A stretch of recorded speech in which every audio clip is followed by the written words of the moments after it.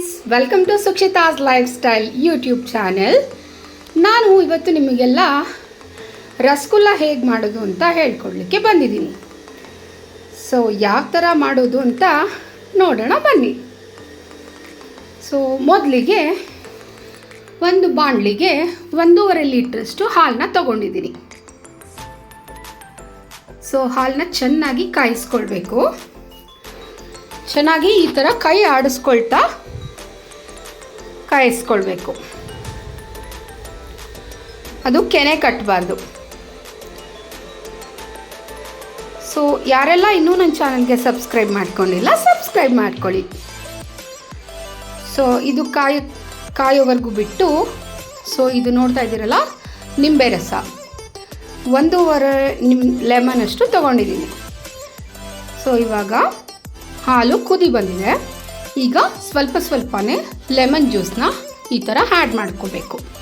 ಚೆನ್ನಾಗಿ ಹಿಂಗೆ ಕೈ ಆಡಿಸ್ಕೊಳ್ತಾನೆ ಇರಬೇಕು.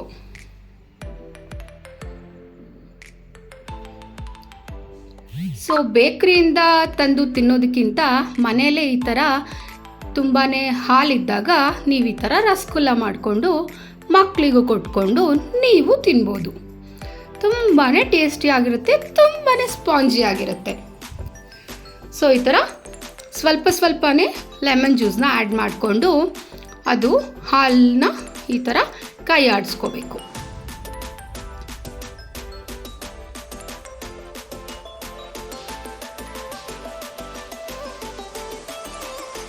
ಸೊ ಫೈನಲಿ ಮಿಕ್ಕಿದ್ದೆಲ್ಲ ಲೆಮನ್ ಜ್ಯೂಸನ್ನ ಕೂಡ ನಾವು ಆ್ಯಡ್ ಮಾಡ್ಕೊಂಡ್ವಿ.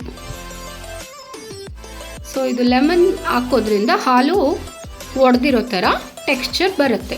ಸೊ ಅದರಿಂದನೇ ನಾವು ರಸಗುಲ್ಲನ ಪ್ರಿಪೇರ್ ಮಾಡ್ಕೊಳ್ಳೋದು. ಸೊ ಕಾಣಿಸ್ತಿದಲ್ಲ, ಈ ಥರ ಆಗುತ್ತೆ. ಸೊ ಈ ಥರ ಆದಮೇಲೆ ಎಕ್ಸ್ಟ್ರಾ ವಾಟರ್ ಎಲ್ಲ ಸ್ಟ್ರೇನ್ ಮಾಡಿಕೊಂಡು ಈ ಥರ ಶೋಧಿಸ್ಕೊಳ್ಬೇಕು. ಸೊ ನಾನು ಸ್ವಲ್ಪ ಫ್ಲೇವರ್ ಚೆನ್ನಾಗಿರಲಿ ಅಂತ ಪುಡಿ ಮಾಡಿರೋ ಏಲಕ್ಕಿ ಕೂಡ ಆ್ಯಡ್ ಮಾಡ್ಕೊಂಡಿದ್ದೀನಿ. ಸೊ ಈ ಥರ ಮತ್ತೆ ವಾಟರ್ನ ಆ್ಯಡ್ ಮಾಡಿಕೊಂಡು, ಅದು ಲೆಮನ್ ಜ್ಯೂಸ್ ಹಾಕಿರ್ತೀವಲ್ಲ, ಹುಳಿ ಬರಬಾರ್ದು ಅಂತ ನೀಟಾಗಿ ವಾಶ್ ಮಾಡ್ಕೋಬೇಕು. ಫುಲ್ ವಾಟರೆಲ್ಲ ನೀಟಾಗಿ ಸ್ಟ್ರೇನ್ ಮಾಡ್ಕೋಬೇಕು. ಚೂರು ಕೂಡ ವಾಟರ್ ಇರಬಾರ್ದು. ಸೊ ಇದನ್ನು ಇವಾಗ ಈ ಥರ ಚೆನ್ನಾಗಿ ಹಸ್ತ ಇರುತ್ತಲ್ಲ, ಹಸ್ತದ ಸಹಾಯದಿಂದ ನೀಟಾಗಿ ಈ ಥರ ನಾದ್ಕೊಳ್ಬೇಕು. ನೀವೆಷ್ಟು ಚೆನ್ನಾಗಿ ನಾದ್ಕೊಳ್ತೀರೋ ಅಷ್ಟು ಚೆನ್ನಾಗಿ ರಸಗುಲ್ಲ ಬರುತ್ತೆ. ತುಂಬಾ ಸ್ಪಾಂಜಿಯಾಗಿ ಜ್ಯೂಸಿಯಾಗಿರುತ್ತೆ.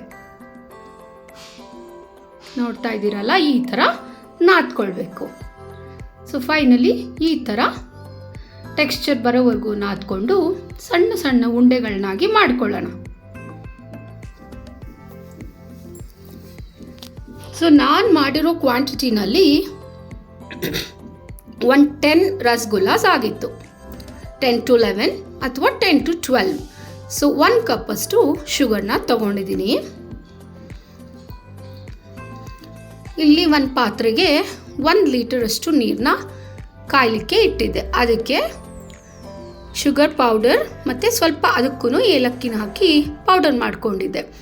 ಸೊ ಅದನ್ನು ಆ್ಯಡ್ ಮಾಡ್ಕೊಂಡಿರೋ ನೀರು ಕುದೀತಾ ಇರುವಾಗ ಆಗಲೇ ಉಂಡೆಗಳನ್ನಾಗಿ ಮಾಡಿ ಇಟ್ಕೊಂಡಿದ್ವಲ್ಲ, ಅದನ್ನು ಇದ್ರೊಳಗಡೆ ಹಾಕಿ 10 to 20 ಮಿನಿಟ್ಸ್ ಅಷ್ಟು ಚೆನ್ನಾಗಿ ಕುದಿಸ್ಕೊಳ್ಬೇಕು.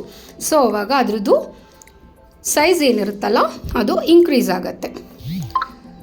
ಸೊ ಇದೆಲ್ಲ ಆದಮೇಲೆ ಫ್ಲೇಮ್ನ ಆಫ್ ಮಾಡ್ಕೊಳ್ಳೋಣ.